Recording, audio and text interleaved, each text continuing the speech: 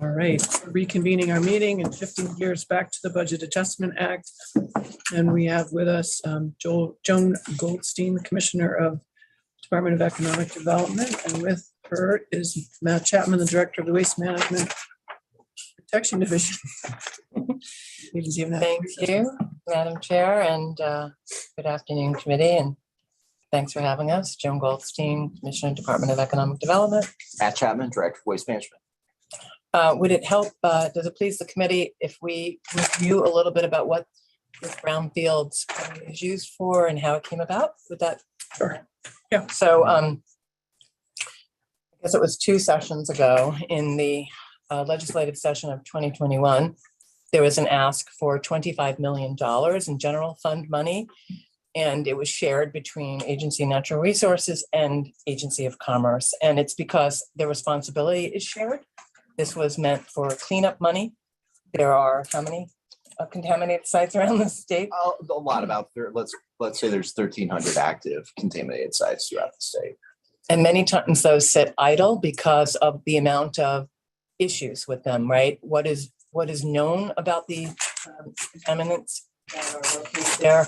What is the liability? What is the cost for cleanup? So with this unprecedented money that was available in general fund, we thought, let's get some money that is much more flexible than the current EPA programs that already exist. So just the EPA programs, we would have to apply site by site. And the maximum, I don't know if at the time the maximum was 250 then, but now the maximum is 500. And the types of sites we're talking about are Jones and Lamson and some of the Southern Windsor County, very, very dirty sites, as well as some of the sites within Burlington, sites in White River Junction, sites really all over the state that cost in the millions to do the cleanup. So the idea behind this ask in 21 was the state general fund could be a way more flexible tool than EPA. And the way to have that flexibility was 14 million went to A&R to do what we call the really big, complicated Right.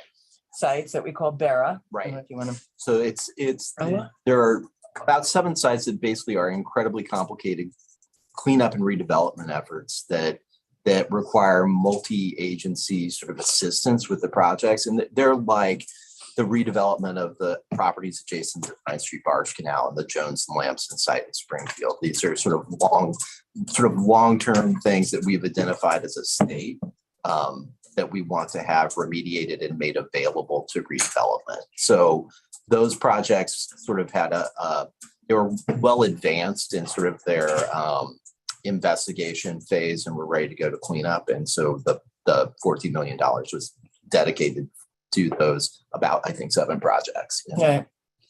And the 11 million that came to the agency, of that 11 million, 1 million was subgranted to the regional planning commissions to do assessment or to contract out the assessment work.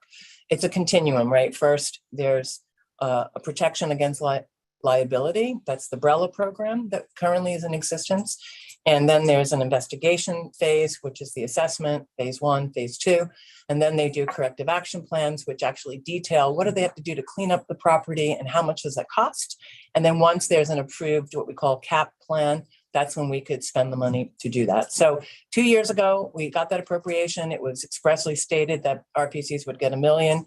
And it was also expressly stated that we had notwithstanding language that would allow us to go and exceed the caps that were put in place by the enabling brownfield statute that exists here in the state. That cap was at 250, I think, at the time. 250 for cleanup and 50,000 for assessment. So we wanted to go above and beyond that because we were limited to that cap. We'd be back in the same boat where we have to wait, we have to apply for EPA. There are limitations on the amounts that we could apply for. So I just want to give a sense of that was why we asked for the money. That's why we needed the notwithstanding language. And it was expressly stated that 1 million went to the RPCs. Fast forward to fiscal year 23, which we're in now. It was in the session of 22, last calendar year. We asked for additional brownfields money, $6 million. What we neglected to do was ask again for the notwithstanding money. So we are limited in what we could pay out. And we also did not have any express language to allow us to subgrant the money to the RPCs for assessment. So we thought in the budget adjustment, we could take care of that. We are asking for $1 million for the RPCs to continue to conduct and contract out for the assessments, and also to add the notwithstanding language so that we're not constricted by the cap that's imposed, this $250,000 cap. If we live with that cap, there's really no reason to get the state money. We would just continue to apply for federal money. And so we really do need that language in there so we could proceed. To give you an idea of the projects that we completed, the average cost goes way over $500,000. Jones and Lamson, so far, I think I've received I don't know. It's a lot, several $1 million, just to give an example, and they still, need additional funds. So that's why we're urging this. Was that just as an oversight that language wasn't carried forward that you wanted Yes, to correct? that is indeed. Okay, so what are you asking for in the budget adjustment? $1 million from our appropriation from last year. So fiscal year 23, we were appropriated $6 million. We would take $1 million of that and subgrant it to the RPCs. One RPC would act as the agent for the rest of the RPCs. And what they do with that money is they go out and they contract out to get assessments with environmental contractors. So they can continue that work because the assessment feeds the process of investigate what's in the land. And then the next step is figure out how to remediate it for a particular redevelopment plan. And so that's why we put that there. The other thing we're asking for in budget adjustment is to ensure that we have the notwithstanding language so that we could grant more than the $250,000 that is the current cap in the brownfields enabling statute. Is it 250 or 200? I don't know. I'm keep mean, using that interchangeably. I think it's 50. Me neither. Second. And So, yeah, how did I get this? while we're discussing, then the $1 million for the RPCs would go towards the $50,000 assessment portion of that? Yeah, so the $50,000 is also a cap. And what's interesting about that is that now that all expenses have gone up because of inflation, assessments are a lot more money. We're hearing a phase one could be 5,000, a phase two could be 60,000, 70,000. So that cap also limits the amount that could be spent on assessments. Yes. So we want to just, for the time being, alleviate that cap so we could proceed with our work.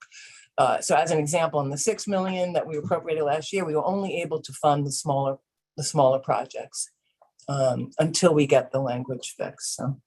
So help me understand the difference between these two programs and why we have two more specifically.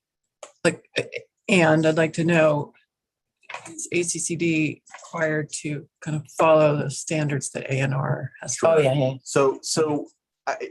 Great question. And bringing it back, so we administer the regulatory program that oversees the investigation and remediation of these properties. And so we as a state decided that we are going to create the BRELA program, which is a program within ANR that helps developers with voluntary cleanup of contaminated sites when they're not the responsible party. So we're the agency that provides the technical assistance for investigation and cleanup. The Agency of Commerce is the funding agent. They're the one who brings the package of funds to these projects to help fund the cleanup for those who apply and get grant money. But we don't give out any funds until ANR has given us the green light that this corrective action plan has been approved. And I think there's a public process, there's a 30-day process to, put that out there. And as soon as we get that, then we're able to be in a position to grant funds. The granting kind of team is made up of ANR, ACCD, an RPC, and an RDC, so that there is a sort of broad acceptance of that this is an important project we need to fund. Is it fair to say like ANR's doing the cleanup side of it and you're doing the redevelopment side of it? I think it's more of we're doing the sort of technical part and ACC is doing the the sort of the funding and financial portion of it. So yeah, we're definitely overseeing the cleanup and assessment work that takes place at these sites.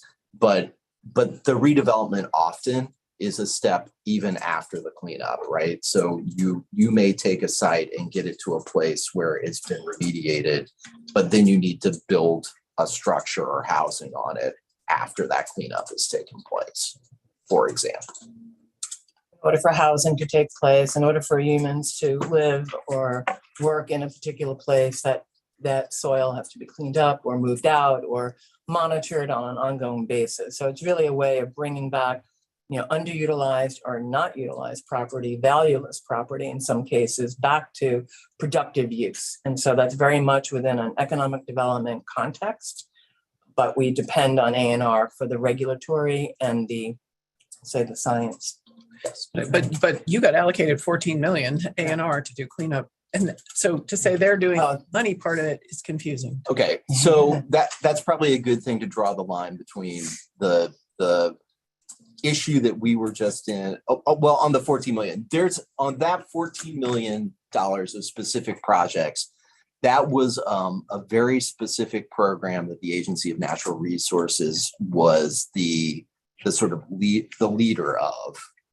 We sort of convened multiple agencies to help make these projects go, right? They were projects that were stalled out for a number of reasons.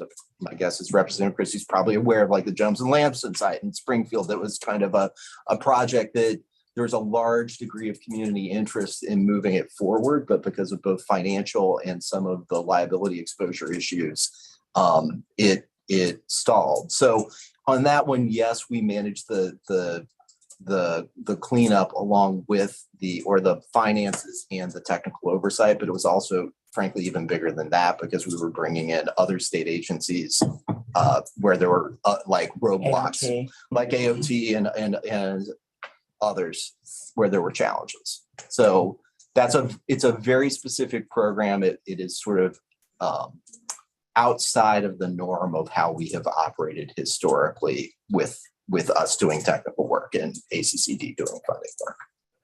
I see. And do you guys know the line on the BAA that this item is? 16. Bear with me.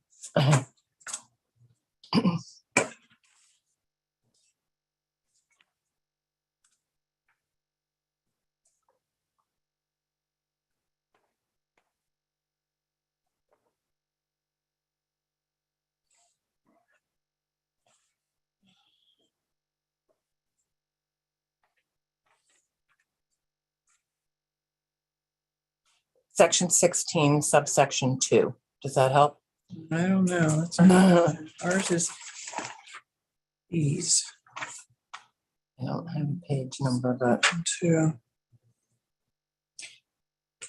Find it. If you went to our agenda and pulled up the PDF under Maggie for today, you could see what we have and maybe you could find it for us. It's a spreadsheet.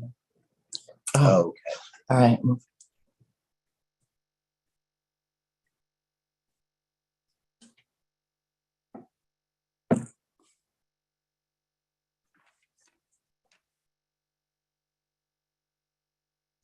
They don't. Oh, here. Increased fund 21-33-0 municipal regional planning fund. No, to match amount provided in section D.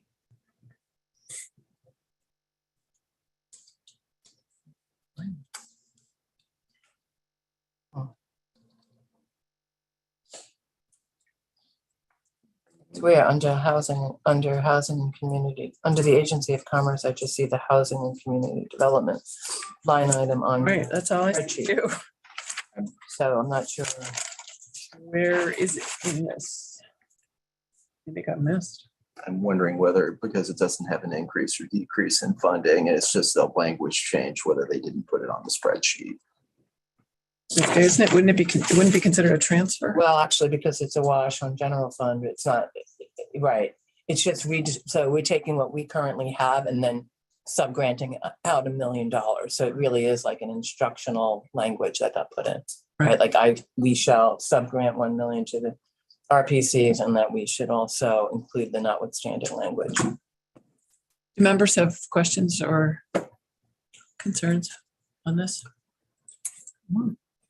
Just remind me, so the RPCs are gonna do what exactly? So the RPCs, what they do is they contract with environmental contractors to do the assessment work, the investigation work, and it's very much a needed part of this continuum. All right, thank you. Oh, Yes. Representative Torrey. One more question on that. Do they have adequate staffing?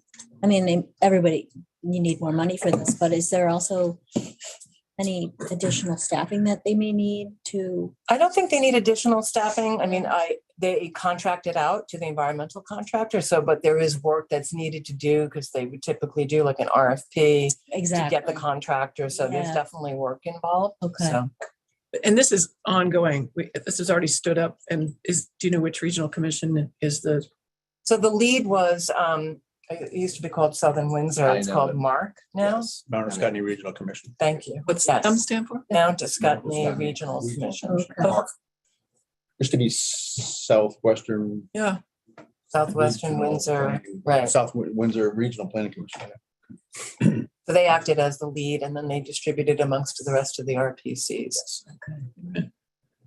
Representative Sebeli. Yeah, correct me if I'm wrong, but I believe my understanding is most of the RPCs do a lot of brownfields work already. So this is just additional funding Correct. into their existing programs. They work with towns and they work with potential developers to think about how to get into this program. So it's like there's outreach, there's hand-holding that they have to do. That's Sort of Representative Tory's question before. I mean, I think that the infrastructure Is exists there. already. Program infrastructure exists. This is just funding. I think that's correct, yeah. Just a comment. The Jones and Lamson plant, Springfield was mentioned a number of times. And this program is so vital and it works so well for the, at least taking down of the building itself. So it is something that is working, has worked, and would expect that it would work in the future. If Yeah. we can.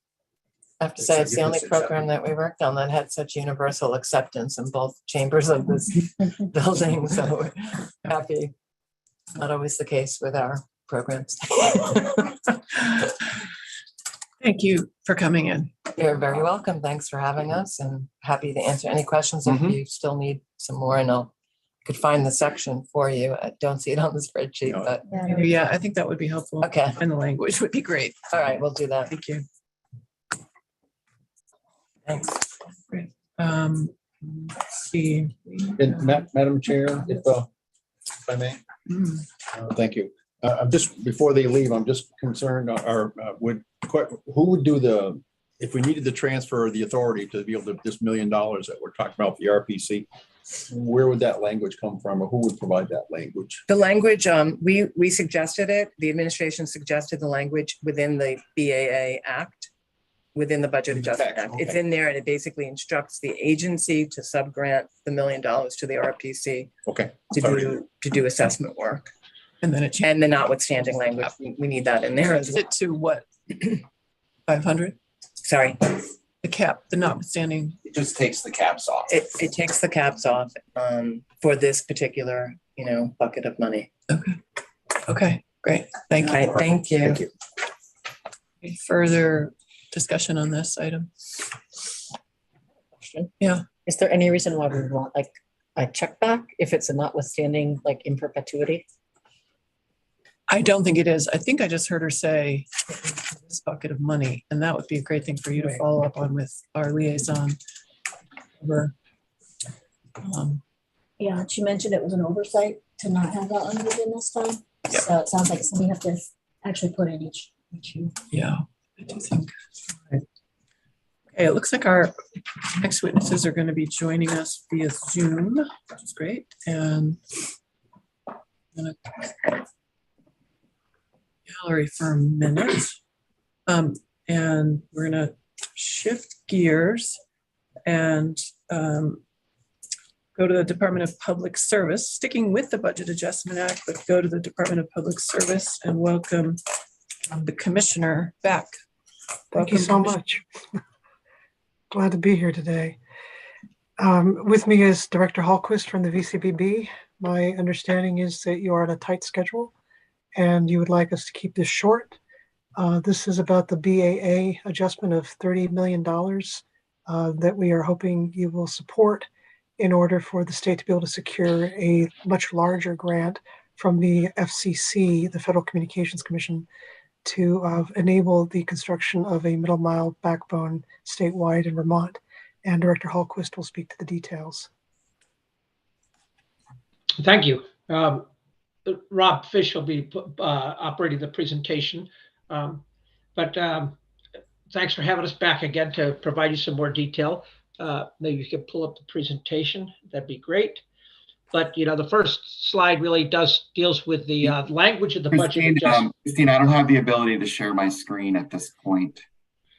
Okay, or maybe the clerk can show it. But anyway, I'll continue talking while we work through the technical stuff. Okay.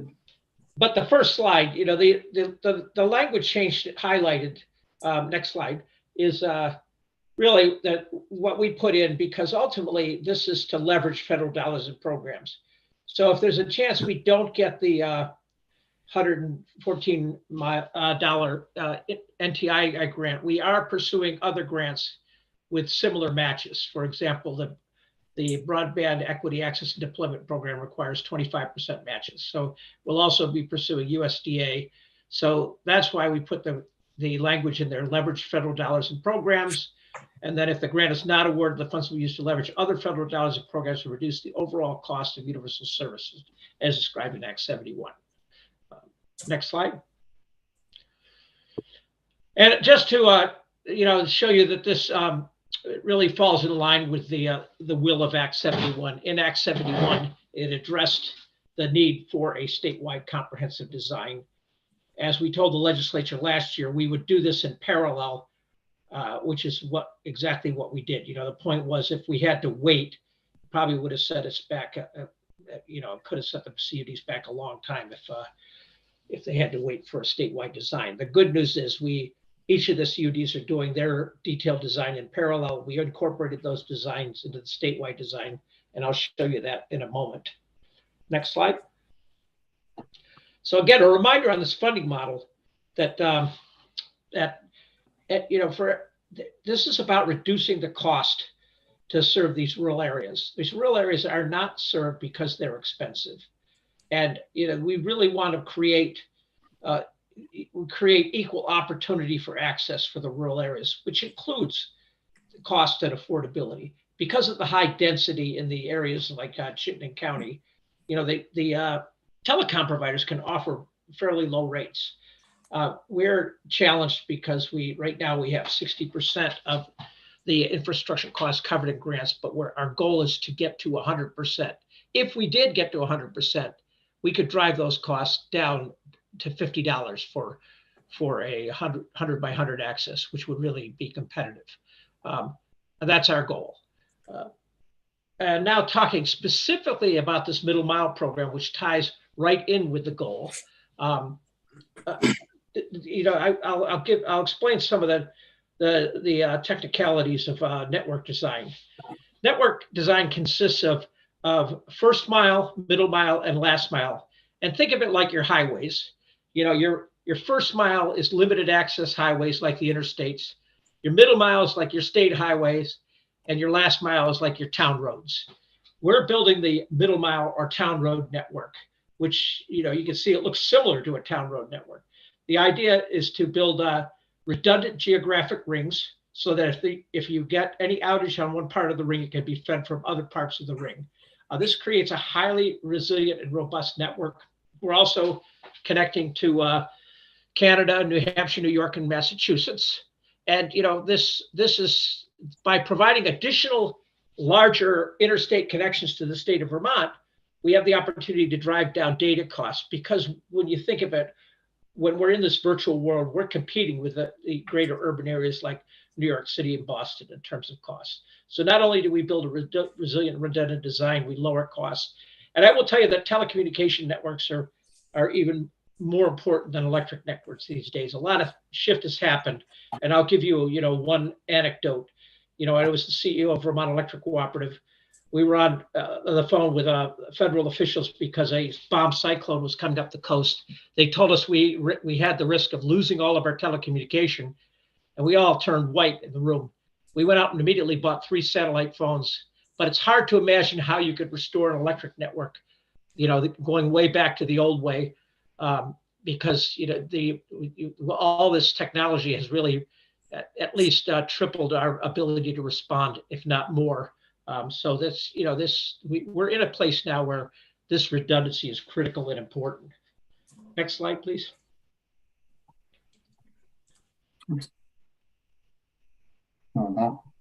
Okay, yeah, so the $114 million grant is to the National Telecommunications NTIA.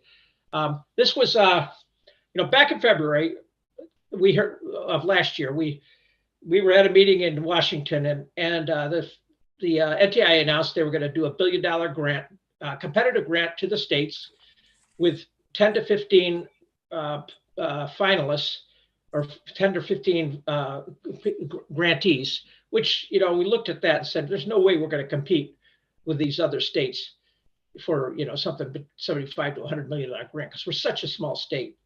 Well, in June, we heard from the NTIA that they asked us, why aren't we applying? Because they said we have a great opportunity because we're the only state in the nation that's committed to getting fiber to every address.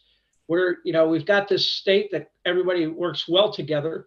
And, we could come in with, they told us if we can come in with our telecom partners, we could put a powerful application together. So we kind of rushed home and started work on this, because this network has to be built whether the grant is received or not. So it ends up being cost to the consumer. So if you look at the network, we're looking at $114 million that requires a $30 million state match. We're getting $16 million in kind from the private telecom companies and the CUDs. It's 1,663 miles in total, 1,107 new miles. That means we're taking 500 miles of existing fiber. So it leverages previous state fiber as well as the private telecom fibers. And we get IRUs from the telecoms and the utilities. And the importance of that is because this is going to continue to be a network, that's managed by the communities. And IRU, what an IRU is, it's a financial device that allows an asset like fiber to be turned over for an infinite amount of time, and it becomes an asset. So even though we'll be using private telecom carriers for their fiber, it will be part of this community-owned network. Next slide, please. So when talking about leveraging other federal programs, there's other programs we can leverage and we will leverage in the case that we don't receive the NTIA grant. The grant funding provides more initial funding. We get lower borrowing costs. Right now borrowing is a very expensive venture, much more expensive than it was a year ago because of the Fed's borrowing rate has been increased so much. Hopefully that's going to settle down, but even now it becomes very expensive to borrow money. So this has become even more important than last year.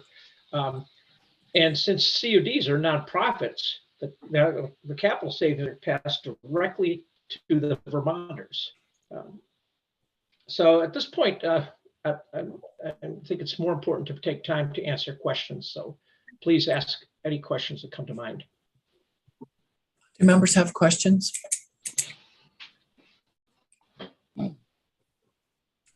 Yeah. Representative So Bongard. just to go back to the very beginning, how much money is the line item in the 30 million. It's 30, okay. 30 million. Yeah. Representative Sibilia. And how much is the 30 million leveraging? Leverage is 114 million.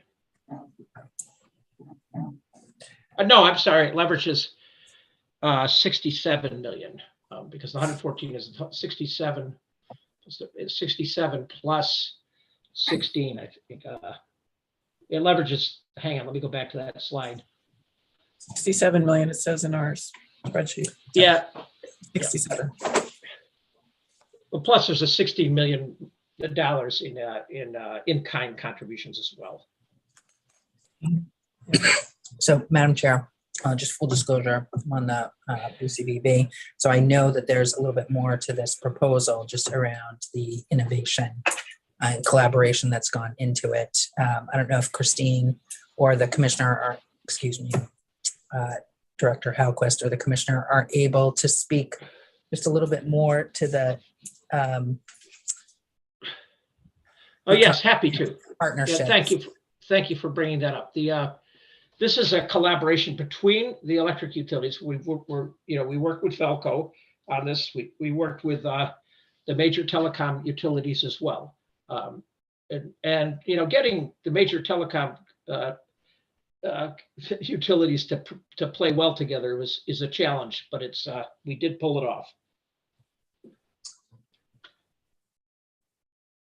What's a timeline? I guess it feels like there's a lot of money going out there into broadband, and the 30 million in the budget is a lot in the general fund. And I guess I'm just curious, how is it that you imagine this rolling out?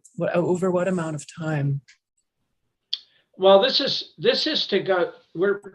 Right now, we're in construction with 5 of the 10 CUDs. The rest will be in construction this year. We expect to have the network completed within 5 years. That's actually the requirement from the Infrastructure Investment and Jobs Act to get it completed in 5 years. We believe we can get it done faster. But the 30 million needs to be there to leverage the $114 million grant. Okay, but are the CUDs, they're not focused on this middle mile? Well, they have to build the middle mile network anyway. So the reason they're not focused on it is because we took it over as part of the grant. If the grant hadn't been available, that still needs to get built. It's still part of the cost. It's called good network design. This is the way you design a network. And if you look at, for example, you've seen some of the 911 failures. That's because that geographic redundancy isn't there. That's where I talk about the criticality of telecommunications is so important these days, even more important than electricity, which is why geographic redundancy is critically important. Commissioner Tierney has her hand up. Hey, thank you. What I would add to Director Hallquist's point is this. The FCC is actively reviewing applications for this grant funding, meaning our competitor states as well. And my understanding is that a decision is likely to come sometime in March. So an issue here is timing. Just about every cent that has been appropriated to the VCBB before this money is needed for the mission that is stated in Act 71. I think that's the correct citation. So this $30 million allows the state to leverage the additional increment we were discussing in order to do yet another vital piece of the puzzle. And timing is everything here, because it's important for the FCC to see that the state of Vermont is fully committed to this work. That is one of the considerations for them in assessing how well they will do if they invest this $30 million in Vermont or in another state. So that's why it's very pressing that we deal with this in the budget adjustment. And to your point that a lot of money is flowing through the VCBB to get this work done, that is a point well taken. It is also a very expensive undertaking. And so every million that you're putting into it is going to pay dividends many times over, not just in terms of the policies that we're trying to realize immediately in the creation of the VCBB's mandate, but also for other objectives such as decarbonization, in that the more robust your network is, and covering the state in particular, the more you are amplifying the ability of our communities to do telework, for instance, or telemedicine and the like in place of driving to these places, for instance. So it's a lot of money, but it is absolutely imperative that the state show the federal government that the state continues to be completely supportive of this initiative. It's beyond an initiative. It's a one of a kind. When it started, it was really a one of a kind model in the country that is being emulated in so many other states. And by it, I mean deploying the CUDs and having community-based infrastructure that is built in this manner and then connected by this middle mile backbone. So Vermont continues to lead the way in the country, and that's what makes this grant application competitive. But if we can't get the $30 million in match, then we're kind of stuck. I'm sure Director Hallquist will look for other options, but this is a worthy use of that money. So please don't be put off by the size of the dollars. Yeah, and I want to remind people how, that when we built the electric network, that was a significant expense. Well, it's one of those critical infrastructure pieces now. Thank you. We have to kind of continue discussion. Representative Sibilia. Yes, I'm wondering if you can just talk to the necessity of these funds in terms of where the CUDs are at now and whether or not there are gaps, how fast we're expecting them to go. If you can provide any details on that. Sure, happy to. There's also because we're ahead of the rest of the country, and heading the rest of the country has some really significant advantages. The fact that we're able to get construction folks. As the rest of the country comes up to speed, we're likely to lose the ability to move as fast as we can.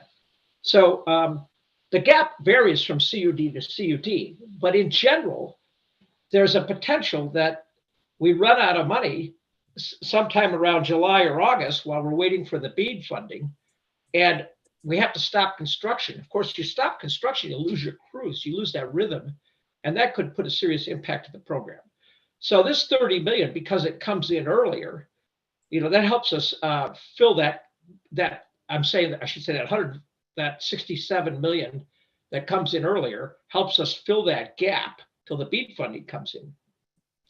And so we're trying to plan for all contingencies, but and I'll add, ultimately on the positive social benefit side, there's tremendous social benefit, well over $30 million that Vermont's going to get from this, because the idea, for example, agriculture, just agriculture alone, there's significant savings to be had in terms of the opportunity for reduced nutrient application and reduced travel to check moisture in crops and things.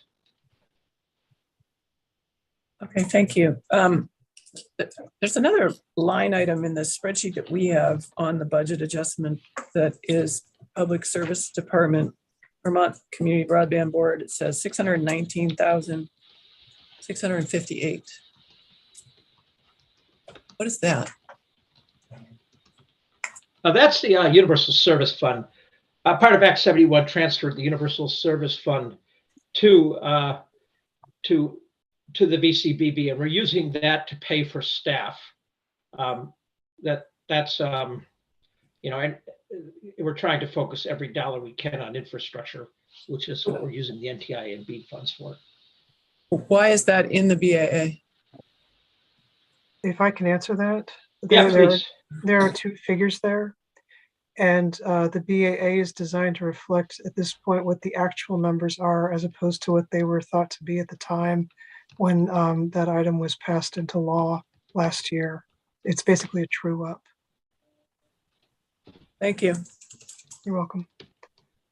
Members have further questions? No. All right, thank you for joining us. It's a pleasure. Please come back if you have further questions. Right. Yeah, thank you so much for your time. Steve Whitaker has asked to testify for a few minutes on this topic.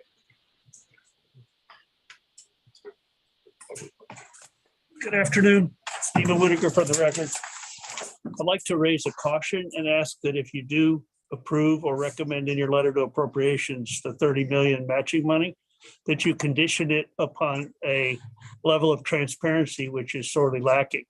Vermont statutes, 30 VSA 202D, lay out 202C lays out our goals, and 202D lays out our telecom planning process. The Vermont Community Broadband Board is operating in gross violation of both of those. Specifically in 202C, competitive choice for consumers. Consumers have a choice of who to go to for broadband service or telephone service. This board is granting monopolies.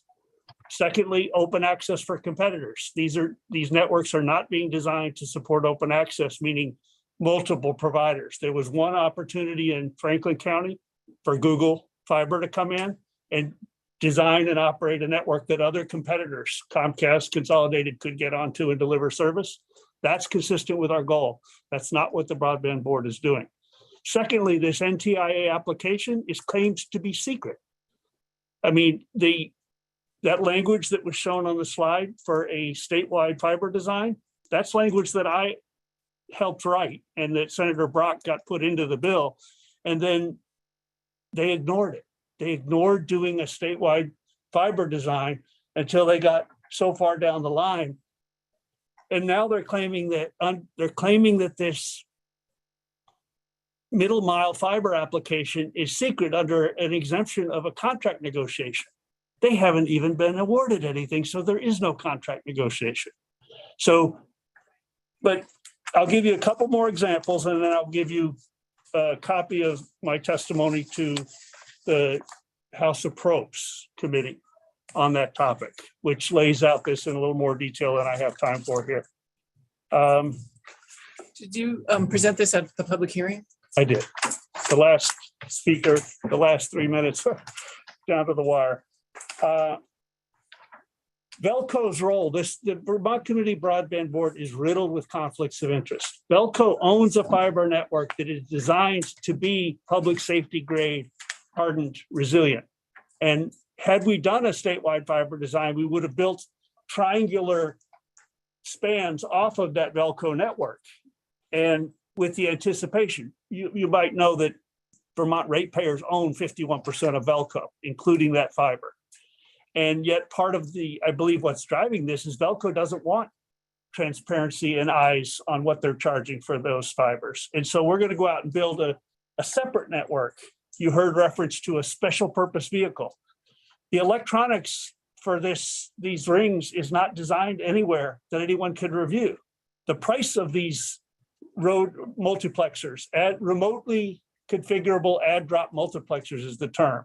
It's called a ROAD-M that Velco has, and I can provide a map of Velco's network with the locations of their ROAD-Ms. In short, the Community Broadband Board is off the rails with regards to transparency, with regards to accountability, with regards to the most cost-effective design. The most cost-effective design would be to use the existing power utilities, the pole owning utilities.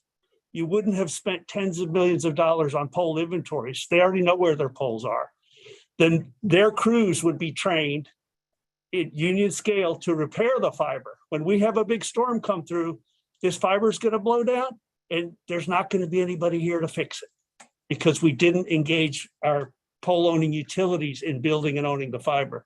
There was one model to do that, Washington Electric with CV fiber. And once the broadband board got to handing out money, they said, we don't need Washington Electric anymore. Washington Electric was going to own, build, and maintain the fiber. That was the state-of-the-art model. And it fell apart because they could easier go and just get free money from the broadband board. So to wrap up, the secrets, the list of secrets, the NTIA application I've mentioned, the contracts with ISP that detail how much Waitsfield-Fayston, for example, is getting to manage Addison County, Northeast Kingdom, Central Vermont. The ISP contract, how much Consolidated is, what's the share? The pro formas for the ISP. How are these going to pay for themselves or are they going to go broke? All that's secret. So these are municipalities. We don't do government business in secret in Vermont. That's my point. So I think I've covered enough. I think you get the point. You need to be highly alert and aware, and you need to catch me offline and learn to ask tough questions. All right, thank you. Thank you. Members have questions?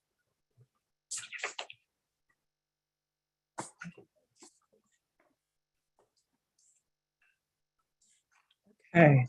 I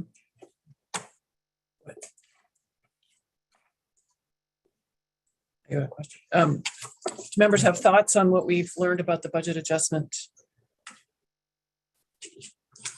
Tori, Quick question, the 30 million from, it's being requested, is that gonna have an ARPA origin? Do we know? is it going to have a what? ARPA origin, It's general funds. but An interesting. Yeah, they're general funds. So the budget adjustment is sort of the true up, if you will, and the administration coming to us saying, here's how we'd like to true it up. Representative Sedalia. Madam Chair, I note that none of our folks who could provide technical answers to some of these questions are not here.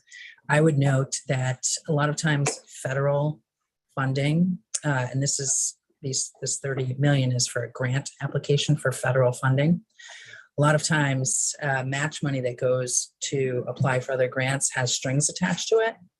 And so using other federally restricted funds to match for an application may be something that is challenging here. I know our folks are not here to answer that. I guess for me, I understand the need, the opportunity for this federal match and grant. I'm a little concerned about and if we don't get it, we'll use it for something else. Open-ended nature of it. Yeah, go ahead. So I would note also the timeframe for decision-making is March.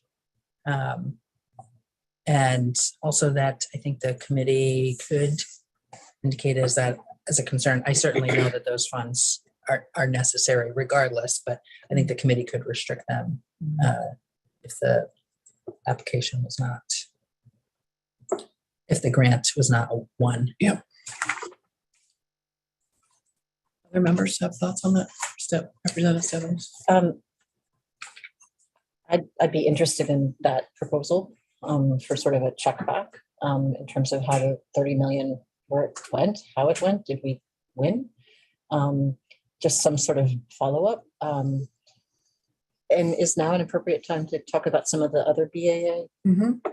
Although I'd like to just finish on this one first. I guess I probably need to figure out the previous witness, Mr. Whitaker, like how addressing the concerns of openness and transparency are handled at the CUDs and the broadband board. So who do we have in for that? Yeah, Representative Sedalia. I think we could ask council, or we could ask probably Director Halquist. The number of public records requests that come in are, I would venture a guess to say, oppressive. For this particular project? For the board. Yeah. And the Department of Public Service. We have one individual who makes an inordinate amount of public records requests, as is their right. And so I think they could come in and explain the number of requests, how much time, what types of requests have been made, and the information that has been disseminated as part of that. Okay, sounds good. All right. Representative Stebbins. Thanks, Madam Chair. So I am just going back to the 3 million for the contingency fund for the PFAS private well testing. Thank you for clarifying that they didn't promise money in the letter that already went out before the Budget Adjustment Act was discussed and voted out. I really appreciated that clarification. I guess I'll just flag, I happened to look, and just in DEC, there are 40 vacancies. And my experience from last biennium, when there was a budget adjustment act proposal in House Transportation to shift something, and it sounded really reasonable and really smart. And then, 8 weeks later, we're like, oh, that really was needed in this other location, according to the policy committee. And so just from last year, I'm really mindful that when we take 3 million from the general fund and put it to a certain project, not that I don't think this is not a critical project, but when we do that, I'm always curious, what are we not funding? And that's why I asked, like, what vacancies do you have? I would have loved to ask, and have you cut any positions? We also heard last week that the aquatic nuisance in our lakes and ponds and Lake Memphremont, Mega. I can spell it. That, Oh my we're God. seeing issues all over the place. And particularly, this is an issue across so many areas in terms of workforce challenges, but I'm just really mindful that we keep asking our state employees to do more and more and more, and typically with less and less and less. And I guess I would just be interested in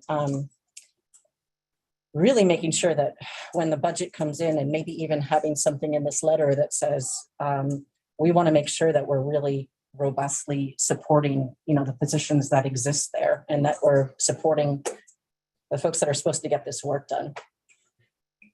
I think your point's well taken. I wouldn't want to pick on the 3 million. Everything in the general fund here, there's a whole bucket on page 2 of that. You found those vacancies because they're being hired for.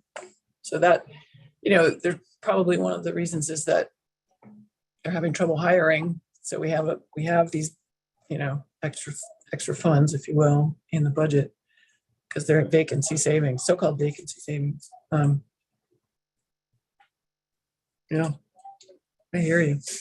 And I think if we want to do this testing, then we do need to try to keep people whole if they're found to have PFAS in their wells. So I strongly support that ask. I do too, Madam Chair. I would just note, I did not hear an answer to the question of what is the strategy?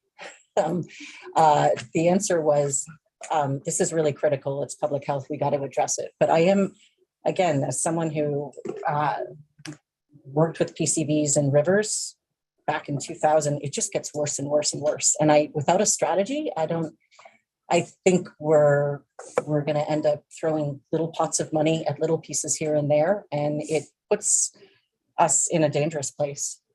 This is part of a larger lawsuit. Yep. That has on this. Yeah. So we have to go forward on this with unknowns in order, and then if the lawsuit bears fruit, then there's a plan that would go forward. For this, I'm also thinking of other toxic chemicals that were, Yes. Yeah, we have to know this.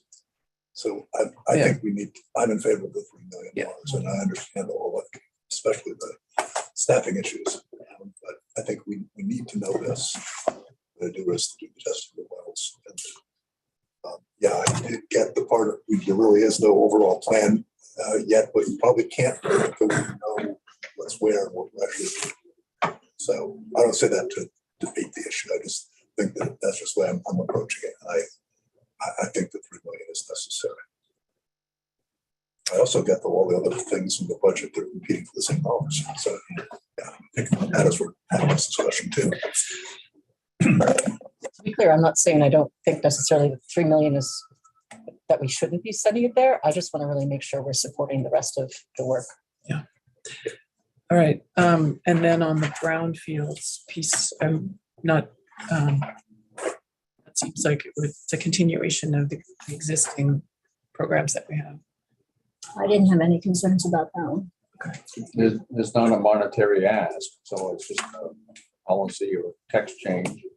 Give them some flexibility. Yeah, and continue funding the RBCs. Correct. Great. Okay.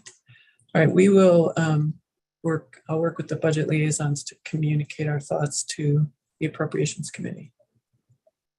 expeditiously, because I think they want to know maybe today. Yeah. Representative. Madam Chair, what are our thoughts roughly on these three appropriations as you understand them, or as you? I'm sorry, Madam Chair, Can't hear Laura.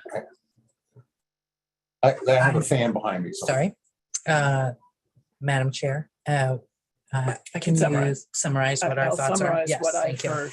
Thank you. I'm hearing support for the brownfields change. I am hearing support for the PFAS remediation money, 3 million. And I'm hearing support generally for broadband with a caveat or a check back in March, to a status check on whether we got that money, the grant, the federal grant that we're using it to match. Yep. And maybe any progress on the USDA one, because they mentioned a second grant.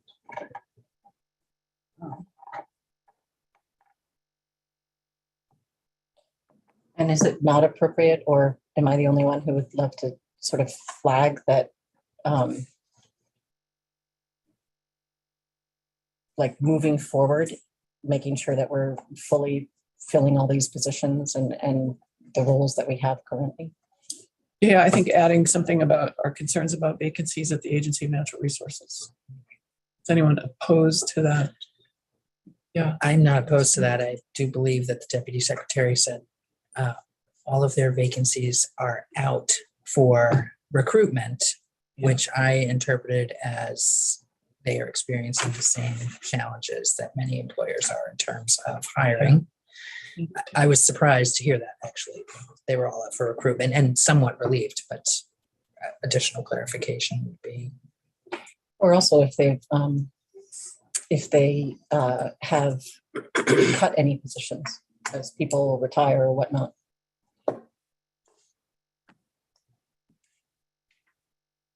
maybe that is in the follow-up separate from our response to appropriations. And we do a follow-up, with the budget. We have concerns with, and we dig into it a little bit further as with the understanding the transparency at the broadband CD world. Follow up on that. Representative Smith. Do we have something to say about this well testing that's going to be happening as far as the language in the request and openness of what could happen if a well was found bad as far as the property goes? Well, it's happening as a part of a separate lawsuit by the Attorney General. Homeowners should know that it could affect their property value if their well fails. We should ask for a copy of the letter. Mm-hmm. Why not? Oh, all right. Again, though, I think it's a separate. This is not part of the appropriations response, right? I know. Okay. Further thoughts from members? I agree with your articulation. Right, I'm not seeing. I agree with her, with the chair's articulation of what the motion contains. Everyone's got the afternoon. Low energy. All right, with that, we're adjourned for the day.